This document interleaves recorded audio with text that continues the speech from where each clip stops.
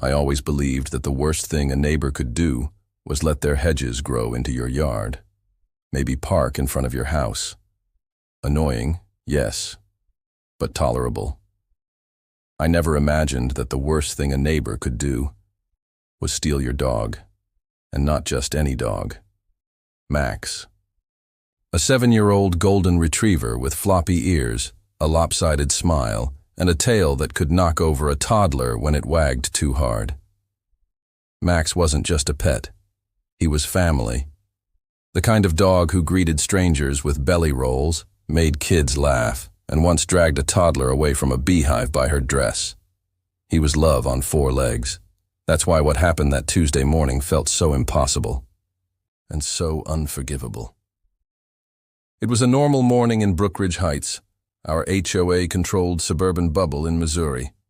My husband Alex had already left for work, and I was getting the kids ready for school. Max always had his routine: eat, bark at birds, then lounge near the gardenias like a 4-legged lawn ornament.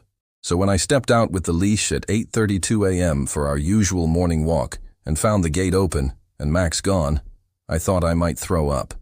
He never wandered, never bolted. He was practically a golden doormat, and the gate, it had been latched. I called his name, checked the neighbors' yards, walked the block. By 9:00 a.m., I was in full-blown panic. At 9:12 a.m., I called animal control. At 9:37 a.m., I drove around the neighborhood. By 10:15 a.m., I was crying in my garage, clutching Max's leash like it was a lifeline. That's when I saw Mrs. Randall, our neighbor across the street, HOA board secretary. Always wore white sneakers, pressed capris, and a look of someone constantly disappointed with the world.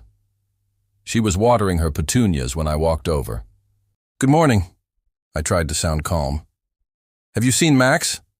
Our dog? He's missing." She barely looked up. "I saw a truck earlier, unmarked, just after 8. Backed into your driveway and then left. Figured you had a delivery." "An unmarked truck?" I felt my blood chill.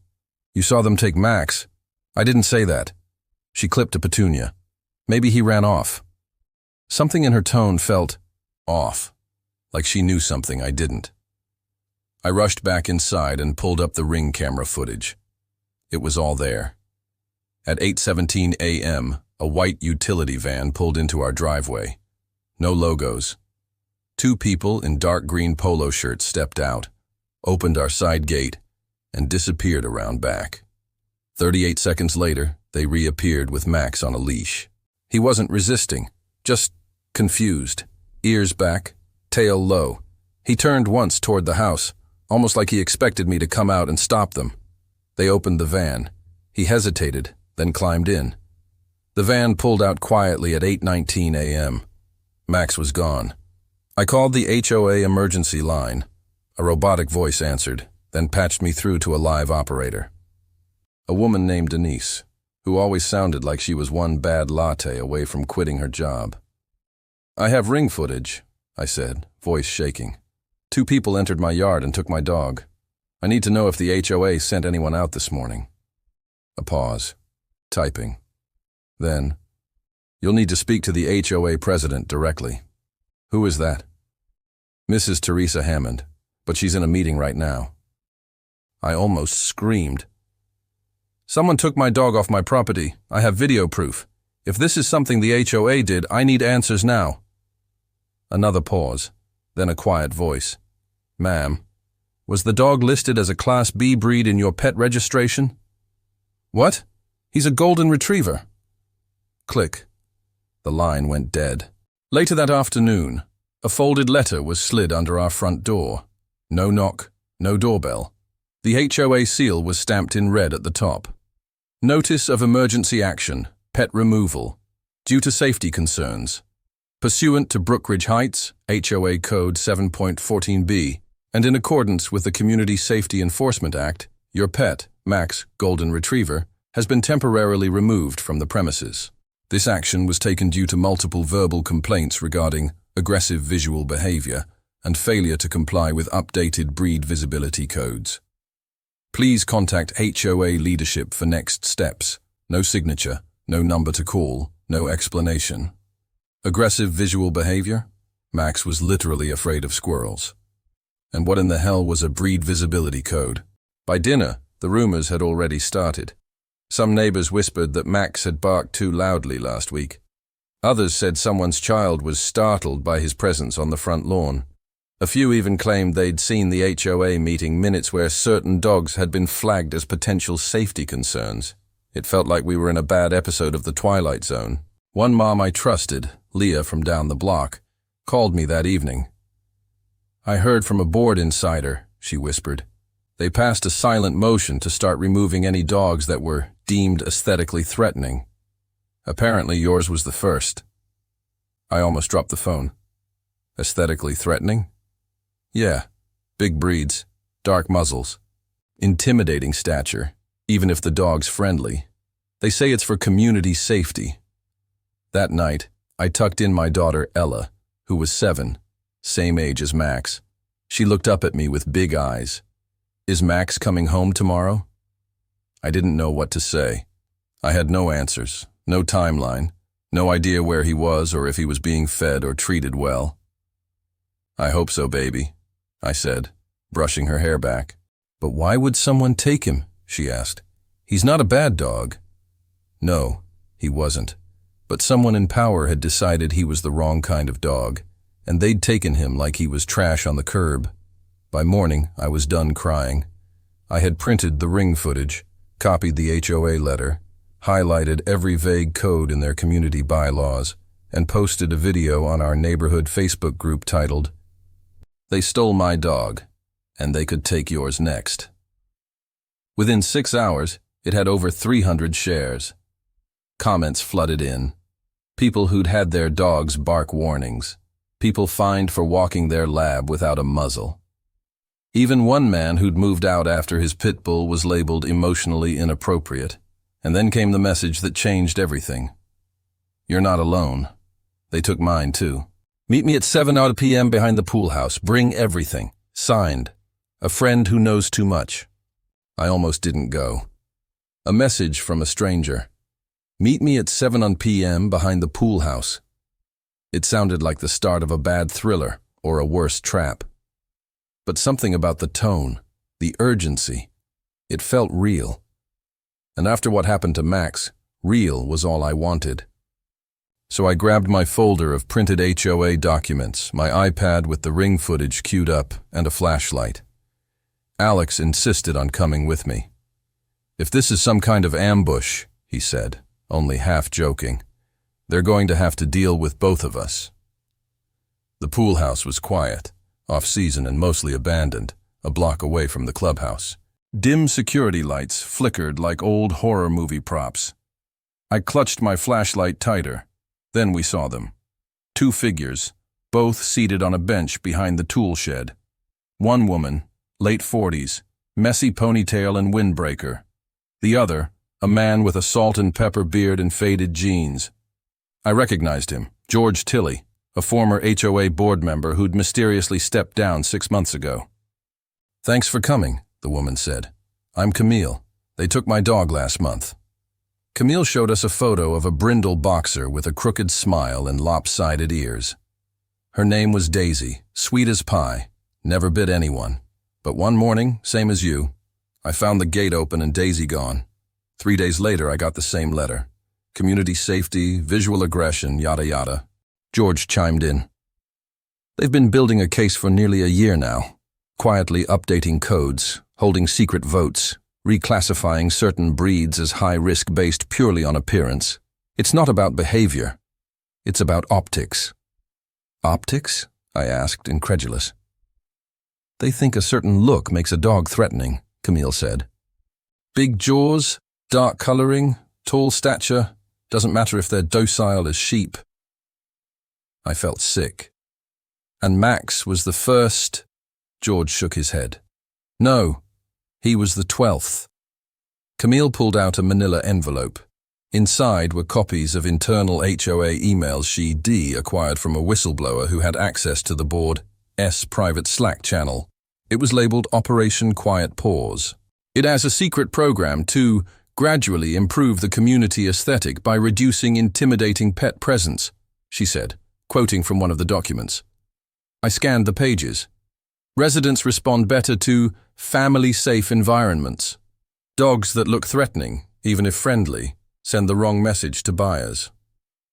Begin silent enforcement based on visual scale by Q4.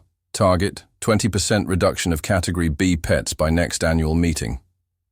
They were treating this like a marketing strategy, removing family pets like landscaping debris. Where are they taking the dogs? I asked.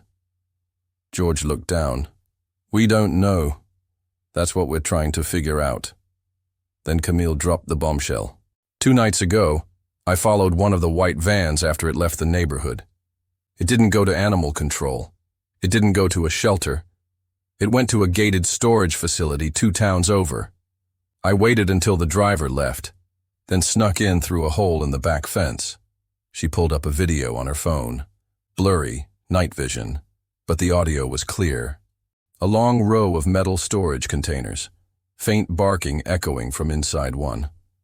I gasped. They're storing the dogs there? Alex said in disbelief. Like property? Or holding them, George said grimly, until they figure out what to do next. Rehome them, send them to rescues, or worse. Inside the envelope was one more page, a list of addresses.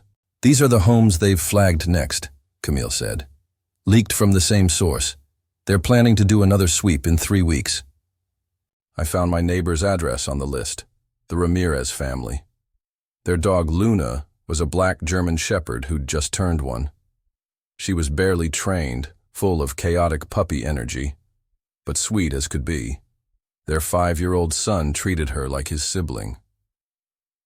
They have no idea, I whispered. They never do, George said. We knew what we had to do. Expose the HOA publicly, again. But this time, not just with one story.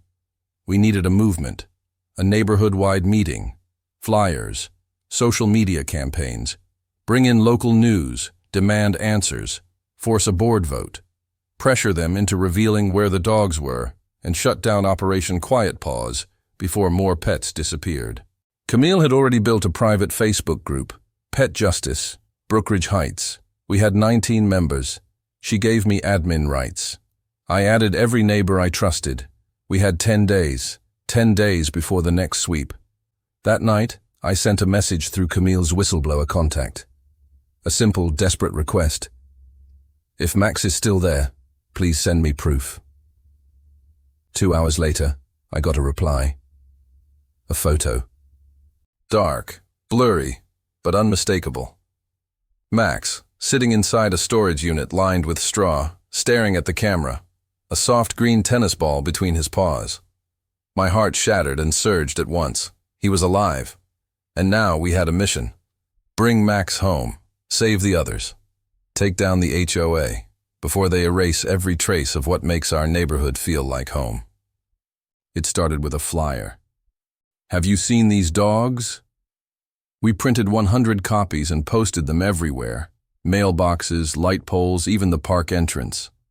A collage of 12 faces, furry, smiling, confused, every single one taken without notice. Max was front and center.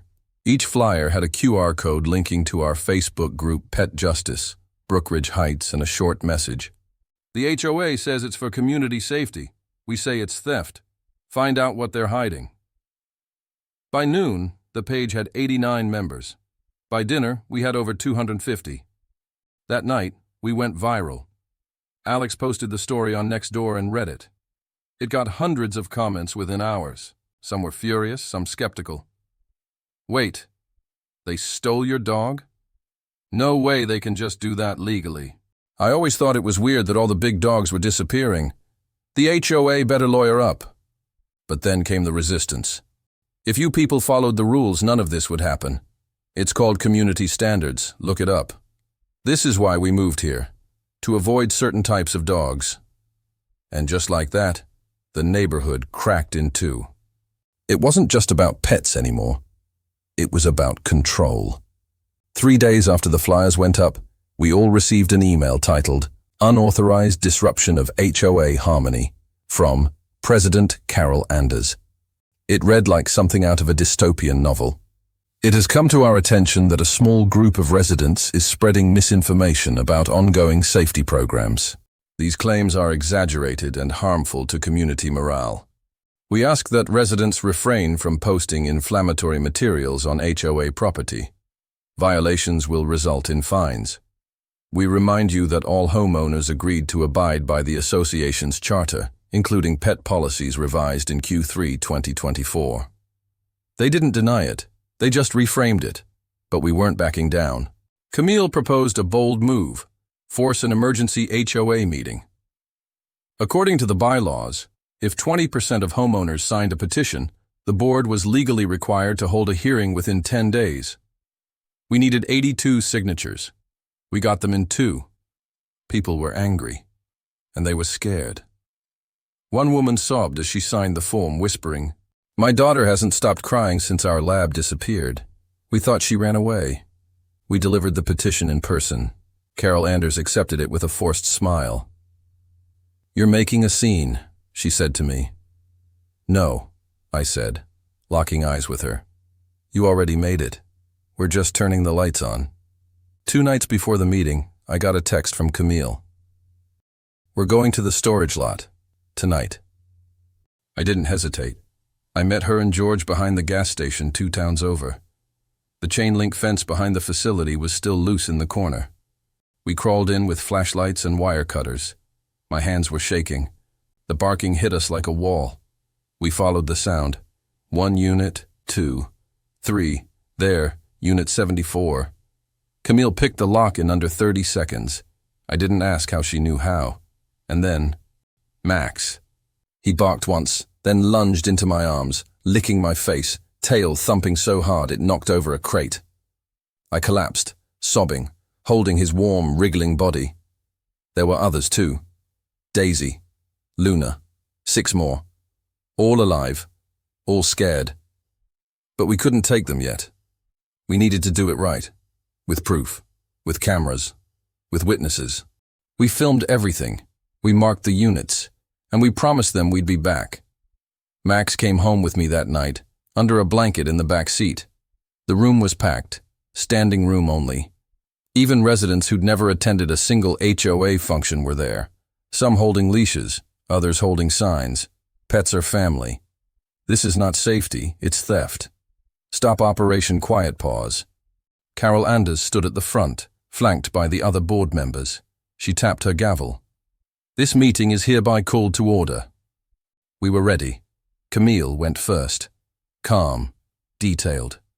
She showed the emails, the photos, the list of removed dogs, the altered charter votes. Then I played the storage video.